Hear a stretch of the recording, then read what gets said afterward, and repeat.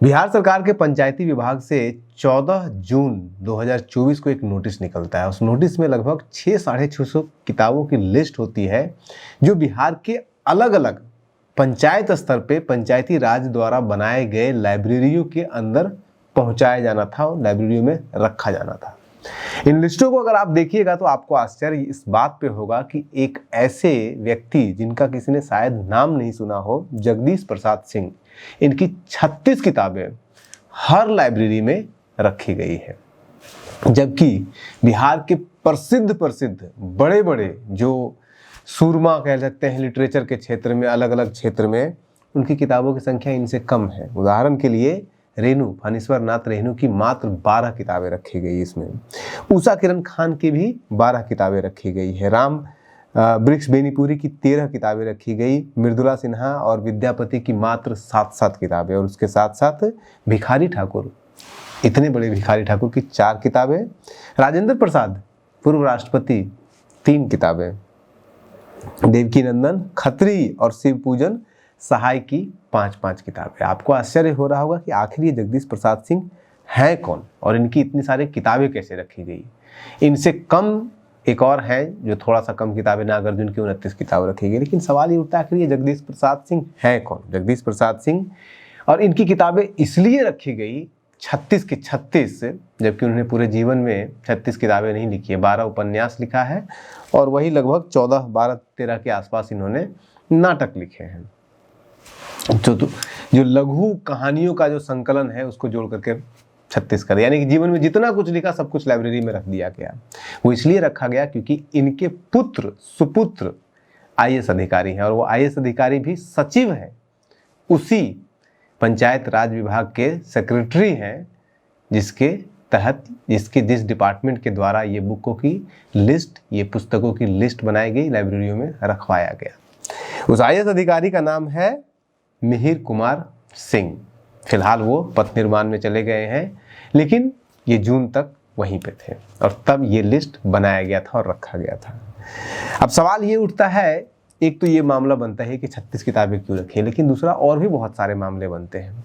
उदाहरण के लिए अगर आप इस 600-650 किताबों की लिस्ट को अगर आप देखेंगे तो सारी की सारी किताबें लिटरेचर से हैं और सारी की सारी लिटरेचर की जो किताबें हैं वो सिर्फ और सिर्फ हिंदी भाषा में है। बिहार में भोजपुरी मैथिली का स्ट्रॉन्ग और बहुत ही रिच कल्चरल हेरिटेज है, लेकिन एक भी आपको मैथिली या फिर भोजपुरी की किताब नहीं मिलेगी, अंग्रेजी की एक भी किताब नहीं मिलेगी लिटरेचर के क्षेत्र में ही।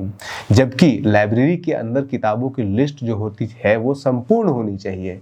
उसके अंदर कंपटीशन, बिहार के लोग, बहुत सारे छात्र कंपटीशन की तैयारी करते हैं, कंपटीशन की किताबें होनी चाहिए। उसके अंदर इतिहास की किताबें होनी चाहिए, राजनीति की किताबें होनी चाहिए, पर्यावरण की, साइंस की, हर क्षेत्र से किताबें होनी चाहिए। लेकिन एक तो लिटरेचर तक सीमित किया गया, लिटरेचर में भी सिर्फ हिंदी भाषा में सीमित किया गया, और वो इसलिए सीमित किया गया कि ये जो महोदय हैं IAS अधिकारी मिहिर कुमार सिंह, इनके पिताजी सिर्फ हिंदी लिटरेचर लिखे थे, नाटक लिखे, उपन्यास लिखे, 12 नाटक, 12 उपन्यास और यही लघु कहानियाँ लगभग 200, जो कि मिला करके 5-6 किताबें होती है, टोटल 36 होती है।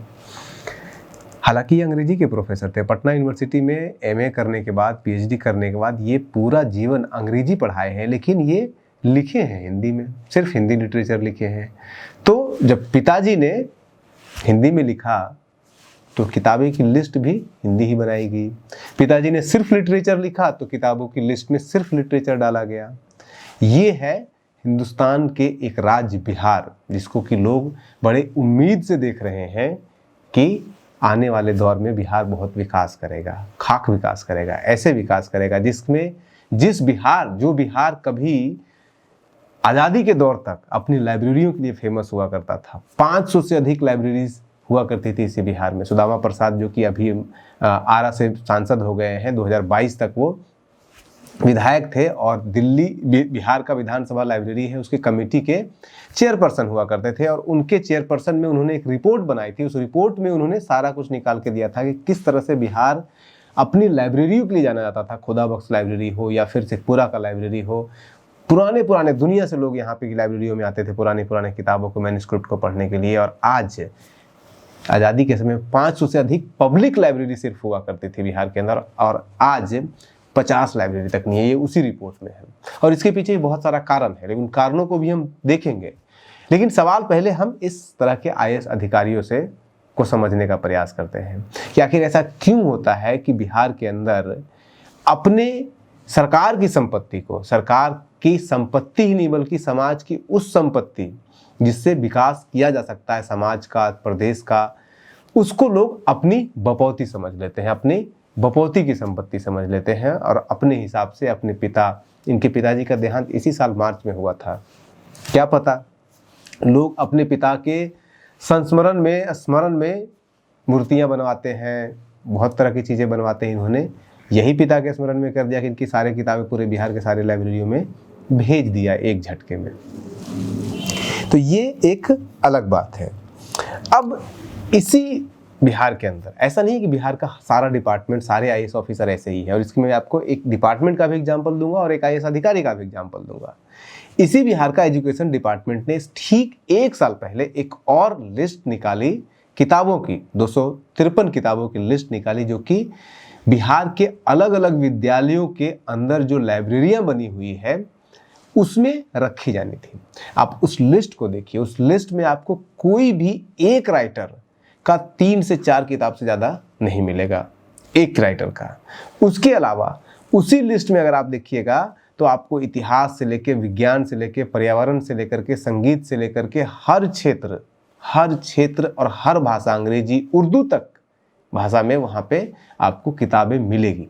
पूरा डाइवर्स है और यही बिहार है। इसी बिहार के 1 साल पहले के एजुकेशन डिपार्टमेंट की उस लिस्ट में पूरा डाइवर्स है, हर लैंग्वेज में है, हर भाषा में है, हर क्षेत्रीयता के साथ है, मैथिली में उसमें किताबों की लिस्ट में है। लेकिन मिहिर साहब जो IAS अधिकारी थे, जिनके अंडर में ये पूरा पंचायती राज डिपार्टमेंट उस समय हुआ करता था, उन्होंने अपने पिता को संभवतः सिर्फ पिता की किताब को रखने के लिए पूरे की पूरे लिस्ट को सीमित कर दिया लिटरेचर में, पूरे की पूरी लिस्ट को सीमित कर दिया हिंदी में, पूरी की पूरी लिस्ट को सीमित कर दिया एक खास तरह की किताबों की लिस्ट में। अब जैसा कि मैंने आपको बताया कि एक डिपार्टमेंट का मैंने आपको एग्जाम्पल दे दिया, अब आपको एक एग्जाम्पल देते हैं एक IAS अधिकारी का।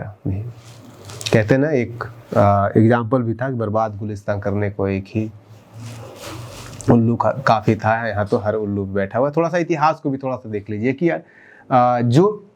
जिस बिहार हमेशा से जाना जाता था अपनी लाइब्रेरियों के लिए, 500 लाइब्रेरी हुआ करती थी, 50 लाइब्रेरी कैसे पहुंच गई, तो उसका भी एक इतिहास है, बड़ा दुखदाई इतिहास है कि 1986 तक बिहार सरकार के द्वारा बिहार के अंदर जितने भी पब्लिक लाइब्रेरी थे उनको 300 रुपये सालाना दिया जाता था मेंटेनेंस के लिए और किताबें खरीदने के लिए। और 1980 के दशक में, 1970 के दशक में 300 रुपये अच्छे खासे अमाउंट होते, जब 2 रुपये, 3 रुपये, 4 रुपये में किताबें हुआ करती थी, एक हर साल मिलता था। और 1986 में वो बंद कर दिया गया और आज भी लाइब्रेरीज के लिए कोई एनुअल फंड बिहार सरकार के द्वारा नहीं दिया गया। 2012 में एक मुश्त में 1 करोड़ रुपया दिया गया था। आप सोचिए कि 1 करोड़ रुपया अगर पूरे बिहार के सभी लाइब्रेरियों में बांटा जाएगा तो कितना पड़ेगा, लाख, 1.5 लाख भी, जो कि बिल्डिंग जर्जर हो चुकी है, हर तरह से जर्जर हो चुका है। और ऐसी स्थिति में बिहार में ये हालत बनी हुई है लाइब्रेरी की। तो उसके पीछे क्या कारण है आप समझ सकते हैं। यहीं पे इसी हिंदुस्तान में बगल में आप देख लीजिए केरला का इस साल का जो पूरे राज्य का बजट है, उस बजट में से लगभग 93-93 करोड़ रुपए सिर्फ लाइब्रेरियों के ऊपर खर्च करने के लिए अलग किया गया है।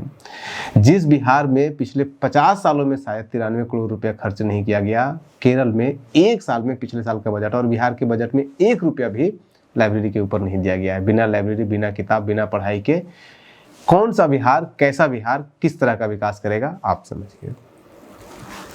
अब इसको एक और नज़रिए से समझिए कि कैसे बिहार लाइब्रेरियों के मामले में पीछे है। मोदी सरकार का, केंद्र सरकार का जो पंचायती राज है उसके वेबसाइट जाकर के देखिए।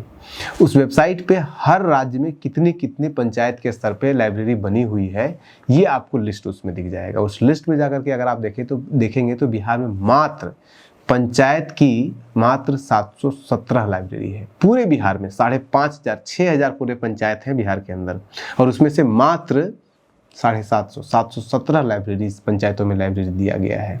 बिहार के अंदर, इसी से अंदाज़ा लगाइए। जबकि यहीं बगल में उत्तर प्रदेश में 11,113 लाइब्रेरी है। वहाँ पे हर पंचायत में कम से कम एक लाइब्रेरी जरूर है, एक पंचायत में एक से ज़्यादा लाइब्रेरी भी है, तभी वहाँ पे 11,113 लाइब्रेरियाँ हैं। लेकिन बिहार में भले ही सरकार ने अटेम्प्ट नहीं लिया हो, लेकिन कुछ कुछ IAS अधिकारी ऐसे भी हैं, जैसा मैं कह रहा था कि आपको एक डिपार्टमेंट के साथ साथ एक IAS अधिकारी का भी एग्जाम्पल दूंगा इसी बिहार में, जिन्होंने बिहार में लाइब्रेरी को विकसित करने के लिए बहुत प्रयास किया है। राहुल कुमार उनका नाम है, पूर्णिया के DM हुआ करते थे वो 2021 के आसपास। और पूर्णिया के जब वो DM थे उस दौरान उन्होंने पूर्णिया के हर पंचायत में कम से कम एक लाइब्रेरी खोला। और वो कोई लाइब्रेरी सरकार के फंड से नहीं खोला गया, क्योंकि बिहार सरकार तो कोई फंड ही नहीं देती है लाइब्रेरियों को। उन्होंने लगभग 1.25 लाख किताबें दान में लोगों से मांगा, लोगों से भीख मांगा, दान मांगा, और लोगों ने दिया। लगभग 4,000 से ऊपर लोगों ने उनके लाइब्रेरी में दान दिया किताबें, और वो लगभग हर पंचायत में एक लाइब्रेरी खोलने में सफल हुए। उसके बाद बड़ा न्यूज़ भी बना था हर जगह पे, मुख्यमंत्री ने खुद उनकी प्रोत्साहन किया था। और उसके बाद फिर इसी बिहार में एक लाइब्रेरी का और कॉन्सेप्ट आया था, दीदी की लाइब्रेरी या दीदी का पुस्तकालय, जो कि जीविका यानी कि SHG ग्रुप स्वयं सहायता समूह से जुड़ा हुआ है। स्वयं सहायता समूहों ने अपने अपने गांव में अपने अपने स्वयं सहायता समूह के अंडर में लाइब्रेरी खोला, और उसका पूरा संचालन सब कुछ वहाँ की SHG मेंबर्स महिलाएं किया करते थे। उसमें भी लगभग 200 से ऊपर लाइब्रेरियाँ इस तरह की खोली गई पूरे बिहार के अंदर। और गौर कीजिए, उस डिपार्टमेंट का जिस समय ये खोली गई है, उस समय SHG का जो जीविका है उसके जो एग्जीक्यूटिव डायरेक्टर थे वो यही राहुल कुमार थे, जो पूर्णिया में DM के हुआ करते थे। तो एक IAS अधिकारी राहुल कुमार भी हैं और एक मिहिर कुमार सिंह भी हैं, जो अपने पिता की याद में उनकी सारी किताबों को पूरे बिहार को जबरदस्ती पढ़ाने पे जुटे हुए हैं उनकी याद में। अब जाते जाते एक और पक्ष को समझ लीजिए। जिस पंचायती राज मिनिस्ट्री जो है, डिपार्टमेंट बिहार सरकार का है, उसके ऊपर अगर आप जाइएगा तो वो नोटिस, जिस नोटिस में ये किताबों की लिस्ट जिसमें अपने पिता के 36 किताबों को डाला गया था, वो नोटिस आपको आज नहीं मिलेगा। हालांकि जिस मीटिंग के अंदर इस लिस्ट को फाइनल किया गया था वो नोटिस आज भी पड़ा हुआ है वहाँ पे, लेकिन उस किताब की लिस्ट की जो नोटिस है उसको हटा दिया गया है। कहने का मतलब ये है कि आप पहले गलत भी करें और उसके बाद उसको छुपाने का भी प्रयास करें, लेकिन बहुत सारे ऐसे मीडिया हाउसेज हैं, बहुत सारे ऐसे लोग हैं जो इसको छुपने नहीं देंगे, और हम भी उनमें से एक हैं। आप बने रहिए न्यूज़ हंटर के साथ, हम ऐसी जानकारी आप तक पहुंचाते रहेंगे। नमस्कार।